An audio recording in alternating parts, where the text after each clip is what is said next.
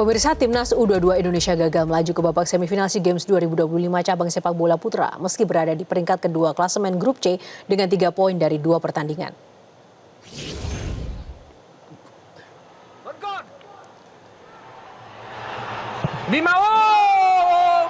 Indonesia berada di peringkat kedua klasemen grup C setelah mengalahkan Myanmar 3-1 pada pertandingan terakhir. 2 dari ketiga gol Indonesia dicetak Jens Raven setelah Tony Firmansyah menyamakan gol pemain Myanmar Min Mawu. Hasil tersebut membuat Indonesia hanya berselisih 1 gol dari mencetak 3 gol dan kebobolan 2 gol dalam 2 pertandingan. Indonesia gagal ke semifinal sebagai peringkat kedua terbaik karena kalah produktivitas gol dengan runner-up grup B, Malaysia, yang mencetak 4 gol dan kebobolan 3 gol. 4 negara yang memastikan diri lolos ke semifinal SEA Games 2025 cabang sepak bola putra adalah Thailand, Vietnam, Filipina, dan juga Malaysia. Pelatih Timnas U22 Indra Syafri mengaku bertanggung jawab terhadap hasil yang didapatkan oleh skuad Garuda Muda di SEA Games kali ini. Raihan ini menjadi pertama kali sejak 2009 di mana Timnas gagal menembus babak semifinal SEA Games. Kita nggak lolos grup. Secara teknis, orang yang paling bertanggung jawab adalah saya.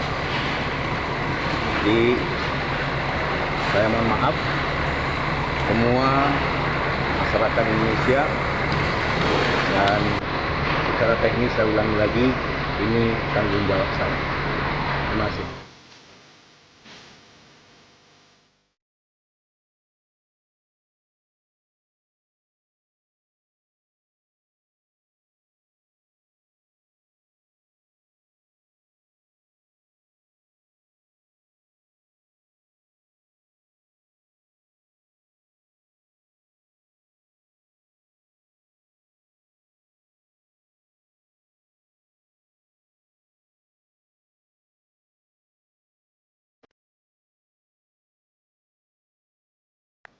Pemirsa, kesempatan terakhir untuk meloloskan diri dari lubang jarum gagal dimaksimalkan Timnas Indonesia U22 meski menang 3-1 dari Myanmar pada laga pamungkas grup C SEA Games di Stadion Peringkatan 700 Chiang Mai Jumat kemarin. Skor itu belum cukup membawa Indonesia ke semifinal.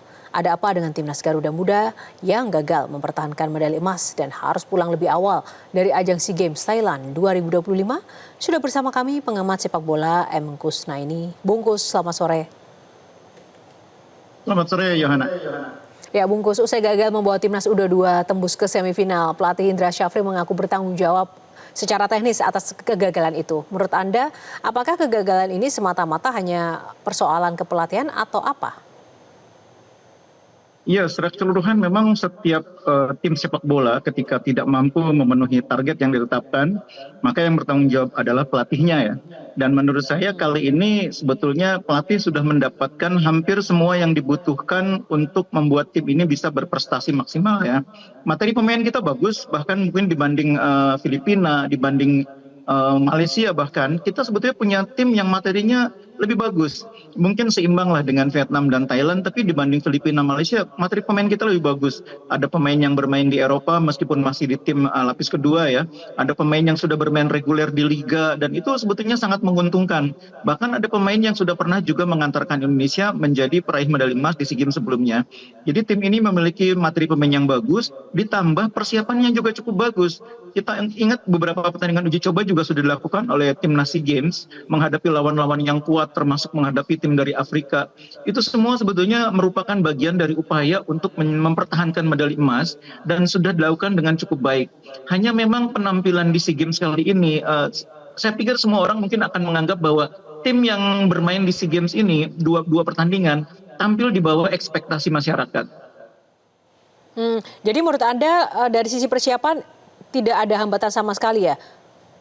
Dan tidak berpengaruh dalam aspek kegagalan timnas ini? Betul, jangan lupa kompetisi kita ini diliburkan demi untuk mendukung SEA Games. Jadi beberapa pemain yang sudah biasa bermain di liga reguler bersama timnya, itu kan akhirnya tidak bisa bermain di liga. Nah, untuk mendukung supaya timnas bisa optimal, liga sempat diliburkan. Dan ini bagian dari upaya untuk membuat persiapan tim lebih optimal.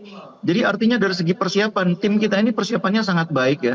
Materi pemain bagus, dicoba juga, personil juga bagus. Kalau dari perpaduan personil dengan pemain lokal dan juga yang nggak lokal menurut Anda seperti apa? Ya, ini komposisi yang sangat bagus karena pemain-pemain lokalnya pemain-pemain yang berpengalaman ya bermain di liga. Pemain-pemain diasporanya pemain yang memang memenuhi apa yang kurang dari pemain yang ada di kompetisi domestik. Kita kurang di striker, kita punya Mauro, kita kurang di posisi back, kita punya Dion Marks. Jadi kita punya kombinasi yang cukup baik antara pemain yang bermain di kompetisi domestik dengan pemain yang bermain di luar negeri ya. Dan itu membuat tim kita dari materi pemain sangat baik.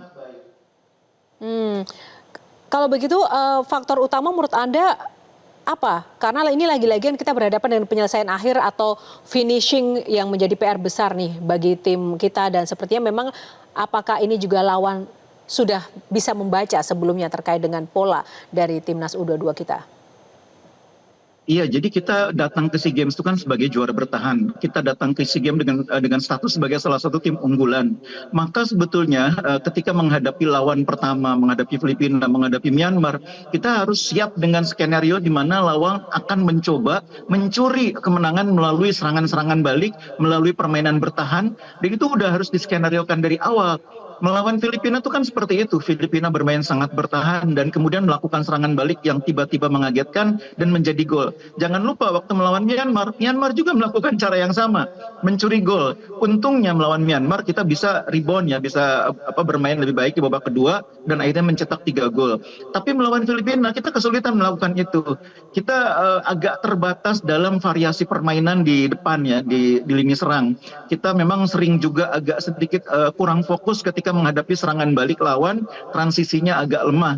Dan itu saya pikir dua hal yang sebetulnya juga sudah terlihat pada saat pertandingan-pertandingan uji coba sebetulnya. Misalnya waktu melawan Mali gitu ya, kita sudah melihat bahwa kita kadang-kadang kurang konsentrasi dan kemudian dimanfaatkan oleh lawan. Melawan Filipina itu terjadi. Bedanya Filipina dengan Myanmar, Filipina pertahanannya lebih rapat, lebih kuat. Sehingga ketika kita mencoba bangkit, mengejar ketertinggalan, kesulitan. Melawan Myanmar, pertahanannya tidak serapat Filipina. Makanya kita akhirnya bisa mencetak gol. Meskipun sayangnya golnya di menit-menit akhir. Iya, tapi ini ada juga yang menarik sejak awal kan memang PSSI juga menargetkan untuk sepak bola putra ini hanya perak. Menurut Anda ada apa di balik target ini, Bungkus? Lazim tidak sih sebenarnya sebagai juara bertahan tapi targetnya hanya perak? Kalau menurut saya targetnya sebetulnya bukan perak, itu diplomatis menurut saya. Targetnya jelas emas ya, karena kita juara bertahan, materi pemain kita juga bagus. Mungkin karena bermain di kandang Thailand, salah satu rival kita juga, kita mencoba membuat ekspektasi publik tidak terlalu tinggi. Tapi dengan status sebagai juara bertahan, dengan materi pemain yang sangat bagus, sebetulnya targetnya kita tahu semua bahwa ini selayaknya harusnya medali emas. Toh apapun targetnya, entah itu emas, entah itu perak, yang jelas kan tidak tercapai, kita tidak lolos dari fase grup. Dan ini menurut saya situasi yang agak mengecewakan karena mungkin terakhir kali kita tidak mencapai fase grup itu sudah lebih dari 15 tahun yang lalu ya, sudah sangat lama, 2009. Apa introspeksi yang mesti dilakukan PSSI? Karena harapannya kan memang pemain Garuda Muda saat ini bisa menjadi penerus untuk skuad senior ke depan. Ya, ini saya pikir banyak aspek ya. Kita nih sebetulnya secara persiapan bagus, seperti yang saya bilang ya, materi pemain bagus. Hanya saja memang ketika memasuki eventnya kita tidak bisa memenuhi ekspektasi dan kita mungkin juga tidak cukup siap dengan situasi di mana lawan begitu tinggi menghargai kita sehingga bermain sangat bertahan dan akhirnya memanfaatkan sedikit kelemahan kita untuk mendapatkan kemenangan. Ini pelajaran dari sisi teknis ya. Dari sisi non teknisnya mungkin kita harus mulai berpikir bagaimana ke depan kita harus mematangkan pemain-pemain ini di kompetisi liga kita ya. Kita sebetulnya sudah cukup baik selama ini memberi ruang kepada pemain-pemain muda untuk bermain di liga. Ini sekarang kita harus lebih matangkan lagi, lebih banyak pemain muda yang terlibat di kompetisi liga sehingga nanti kita punya materi pemain yang cukup banyak yang bisa memberi banyak alternatif untuk menghadapi event-event seperti SEA Games ini. Lalu Bungkus, menurut Anda selain Indra Syafri yang memang secara resmi sudah menyampaikan bertanggung jawab atas kegagalan ini, ada pihak lain yang menurut Anda paling bertanggung jawab terkait dengan kegagalan timnas U22 pada pertandingan kali ini? Iya. Saya pikir kita tidak perlu memperkeruh suasana dengan mencari-cari siapa yang harus menjadi kambing hitam ya. Sudah jelas dalam sepak bola pelatih bertanggung jawab terhadap timnya. Karena memang tim itu yang menyiapkan pelatih. Dan pelatih juga sudah mendapatkan apa yang dibutuhkan. Uji coba yang bagus, materi pemain yang bagus. Sehingga federasi bisa dibilang sudah memenuhi tanggung jawabnya untuk membantu tim mendapatkan tim yang bagus, persiapan yang bagus. Jadi kita tidak perlu mencari-cari kambing hitam siapa lagi yang perlu disalahkan. Pelatih sudah mengambil alih tanggung jawab, itu sikap yang sportif, sikap yang satria, kita harus apresiasi. Kita juga harus menghormati para pemain yang sudah bermain maksimal, sudah berjuang habis-habisan. Tidak perlu lagi kita mencari kambing hitam siapa yang bersalah. Ya, terakhir Bungkus singkat saja. Lalu bagaimana ini kemudian masa depan sepak bola Indonesia ketika kita meraih kegagalan di beberapa event besar ini, baik dari timnas senior maupun sekarang dari timnas U22? Oh, ini bukan kiamat ya. Kita tidak juara SEA Games tuh ini bukan kiamat ya. Kita sudah pernah mengalami itu. Ini kita sudah punya jenjang tim yang cukup baik dari senior sampai 17 ya. Kita tetap harus optimis. Kegagalan ini saya pikir bisa kita atasi, kita tampil lebih bagus lagi di Piala AFF nanti U22 di SEA Games berikutnya. Masih banyak yang bisa kita jadikan sebagai ajang untuk membuktikan bahwa kita ini punya dasar sepak bola yang kuat, punya lapisan-lapisan pemain yang cukup kuat di kelompok umur maupun di senior. Jadi jangan terlalu tenggelam dalam kekalahan ini. Ini hanya semacam peringatan kecil bahwa kita tidak boleh main-main dalam berkompetisi di level ASEAN. Jangan terlalu tinggi berpikir kita mau Piala Dunia, kita mau Piala Asia. Kalau di ASEAN saja kita belum bisa konsisten. Baik, terima kasih Bungkus untuk ulasannya langsung bersama Metro hari ini. Salam sehat selalu. Kita jelajahi cara baru mendapatkan informasi. Download Metro TV Extend sekarang.